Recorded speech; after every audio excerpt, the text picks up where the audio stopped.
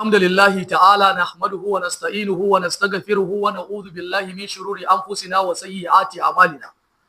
من يهده الله فلا مضل له ومن يضلل فلا هادي له وأشهد أن لا إله إلا الله وحده لا شريك له وأشهد أن محمدا عبده ورسوله أما بعد السلام عليكم ورحمة الله وبركاته. Da farko kamar yanda na sanar ɗazu da rana cewa lallai Ecowas mun ji sakonta na abin da ta yi na raini ga fiyayyen halitta Annabi Muhammadu sallallahu alaihi wa ala alihi wa sallam. Na ce kuma su jira mu da daddare irin wannan lokaci mu ma za su ji sakonmu. To yanzu kafin na fara isar da sako kan kungiyar Ecowas lalatacciyar kungiya, za mu yabo da addu'a ta alkhairi da jinjina ga iyayen gwamnan Kano, domin su ne waɗanda ya kamata mu fara musu addu'a da suka haifi ɗa na gari ɗan kirki, domin dangane da abin da ya shafi abin da ke faruwa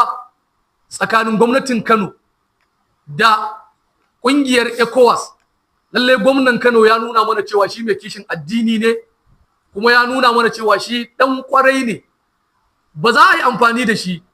ba zai yadda a ci mutuncin addinin musulunci ba matukar yana raye, matukar yana rike da kujera ta gwamnan Kano ko yana rike da wata kujera ta wani shugabanci a wannan ƙasa. Lallai ko shakka babu da wannan na gana zaɓi in yi wa iyaye na gwamnan Kano waɗanda mu ma iyayenmu ne addu'a ta alkhairi da fatan da Allah subhanahu wata'ala idan sun mutu Allah subhanahu wata'ala ya ji kansu duka da gafara kuma ya musu sakayya da gidan aljanna. Allah ya sa suna cikin waɗanda Annabi sallallahu alaihi wa sallama zai ba su ruwan alkausara da hannunsu su sha. Allah subhanahu wata'ala ya sanya iyayen gwamnan Kano suna cikin waɗanda Annabi sallallahu alaihi wa sallama zai cece su ranar gobe kiyama. Idan kuma a cikin su akwai wanda ya rage a raye, kamar yadda ina tsammanin mahaifiyar gwamna na raye, to muna roƙon Allah subhanahu wata'ala ya sanya albarka cikin rayuwarta da ta rage. Allah subhanahu wata'ala ya sanya dukkanin abun da za ta yi yanzu abun da Allah ya yarda ne, kuma koyarwa ce tafiyayyen halitta Annabi Muhammadu sallallahu alaihi wa alihi wa sallama. Allah ya yi rayuwarta albarka sama da yadda ya yi rayuwarta albarka a baya. Allah subhanahu wata'ala ya sanya wannan dattijuwa da ta rage a raye, Allah ya sanya in ta tashi barin duniya, Allah subhanahu wata'ala ya sanya ta bar duniya da kalmar la ilaha illallah Muhammadur Rasulullah. Allah subhanahu wata'ala ya sanya aljanna ce makomarta, Allah ya sanya aljanna ce makomar mahaifiyarsa da mahaifinsa baki daya. Shi da kansa kuma a gefe daya muna roƙon Allah subhanahu wata'ala ya yi wa rayuwarsa albarka. Allah subhanahu wata'ala ya sanya Allah ya kare shi sharrin masu sharri. Allah subhanahu wata'ala ya sanya wannan mulki da gwamnan Kano yake yi, Allah subhanahu wata'ala ya sanya shine zai cece shi ranar gobe kiyama. Allah subhanahu wata'ala muna roƙonka kai riko da hannun gwamnan Kano. Allah ka saka masa da alkhairi, Allah ka taimaki bayansa, Allah kai wa ƴaƴansa albarka, Allah ka shirye shi shirin addini da shi da matansa duka. Allah subhanahu wata'ala muna roƙonka Allah duk wani sharri da ke karkashin mulkin gwamnan Kano, ya Allah subhanahu wata'ala muna roƙonka Allah ka yi gwamnan Kano maganinsa. Allah duk wani alkhairi wanda ke cikin gwamnati irin na gwamna, ya Allah subhanahu wata'ala ka haɗa Abba Kabiru Yusuf da irin wannan alkhairi. Wannan addu'ar mun kwararo ta ne mai saurare ya sani, saboda kokari da jajircewa da gwamnan Kano ya na dangwarewa makiya Allah makiya Annabi Muhammadu hanci su ne ƙungiyar Ecowas. A gefe ɗaya, Ecowas ga saƙonmu dangane da ku. Da farko, ba ku ba mu mamaki ba, domin dama ƙungiyar dama an kafa ta ne based on ta yi faɗa da addinin musulunci, ko mai saurare ya sani ko bai sani ba. Domin in ba haka ba, bari an kawo bayani na farko. A farkon fari tun da aka ba ƙungiyar Ecowas, ƙungiya ce wanda aka ce an kafa ta ne don taimakon tattalin arziki na Afirka ta Yamma da harkar tsaro, yanda za a yi ƙoƙarin hana 'yan ta'adda da 'yan sara suka kashe al'umma, kashe bayan Allah. amma abin da zai baka mamaki tun daga ran da aka kafa Ecowas har zuwa yau din nan da muke magana babu wani kokari na musamman wani abin al'ajabi wanda kai mai sauraro na ko a Najeriya kake ko a kasashen da Ecowas suke ƙaryar waɗannan kasashen na karkashin su wanda zaka iya bada labari kungiyar Ecowas ta yi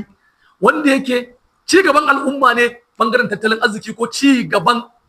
tsaro ne na waɗannan kasashe Ecowas abin a zo a gani ba in ga ta yi katabus ko ta yi wani abin a zo a gani ta tafi ne don yin yaƙi da kautar da mutumin da shine 'yan ƙasa suke bukata shine mutumin da zai wa talakawansa adalci to Ecowas za a yi amfani da su a haɗa gamin gambizar jami'an tsaron su azzalumai a tada jiragen yaƙi a tafi aje a yaƙi wanda muradunsa ba su yi daidai da muradu na ƙasashen turawan yamma waɗanda su ne suka kafa Ecowas ba ko shakka babu yanda Allah subhanahu wa ta'ala cikin alƙur'ani ya tsinewa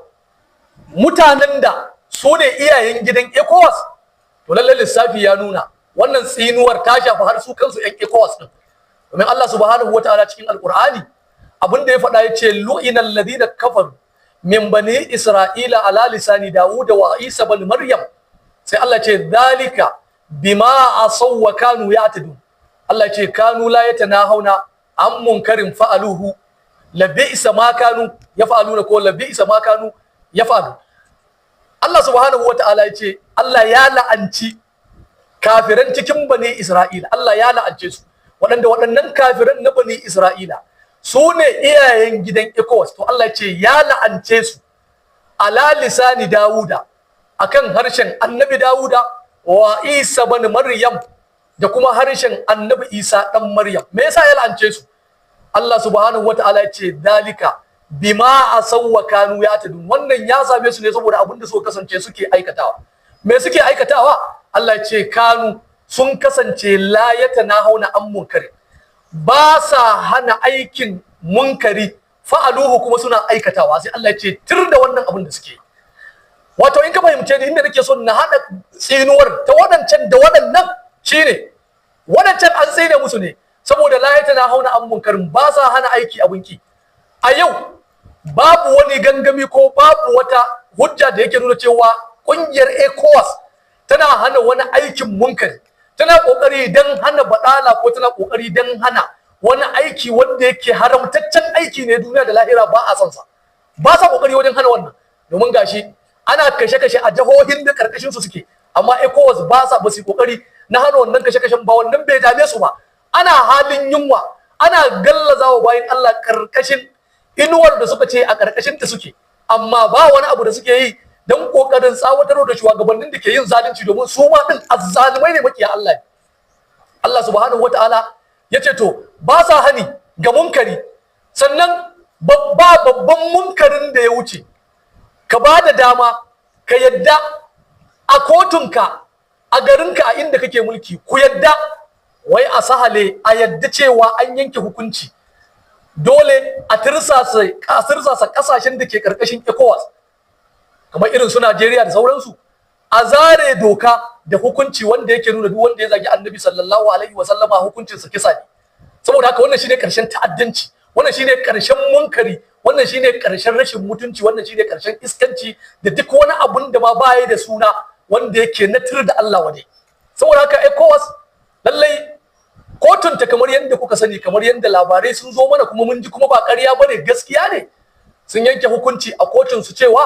lallai musamman gwamnatin jihar Kano sai dai ta zare dokar da in mutum ya zagi Annabi sallallahu alaihi wasallama shi ma za a yanke masa hukunci za a yanke masa hukunci da ya dace da abin da ya na zagi wato shine a shari'ar musulunci shine hukuncin kisa saboda haka suna shawartar gwamnatin Kano kashe da wani hada da wani abu mai kama da umarni na suna son dole a zare wannan daga cikin doka abinda ya hada su da gwamnatin Kano kenan ita kuma ta ce ƙarya suke kare su ta sai ƙarya domin su din makiya Allah ne mutanen banza ne da wannan ne kuka ji ne wa gwamnatin Kano addu'a a baya saboda haka Allah subhanahu wataala da ya tsire waɗancan ga abin da suke layata nahuna an munkar ba su hana munkari kuma fa'alu kuma suna aikata munkarin to su ma ƴan Ecowas duk wanda ya zauna kai ka sani yace zagin Annabi ba komai bane kai ka san cewa shi ma zai iya zagin domin wannan ma zagi ne ga Annabi sallallahu alaihi wasallam ka kalle idan mu ka gaya mana kana faɗa mana cewa wanda ya zagi annabi albarkacin bakin sa ya faɗa, ba laifi yayi ba, yayi daidai, a bar shi ya sha sha'aninsa. Iya wannan kai maganar da bata kai wannan ba, cin mutunci ne, cin fuska ne ga annabi sallallahu alaihi wasallam. Na farko bara in gaya muku abinda a takaice irin yadda muke gani, yadda muke kallon annabi sallallahu alaihi wasallam, ku ɗan Ecowas. Na farko da ku da iyayen gidanku da waɗanda suke goya muku baya a Najeriya ko a wata ƙasar daban, bara in fara muku da littafin da mu muka imani da shi, shine Alƙur'ani. Ba wai ka faɗi magana mara kyau kan annabi ba,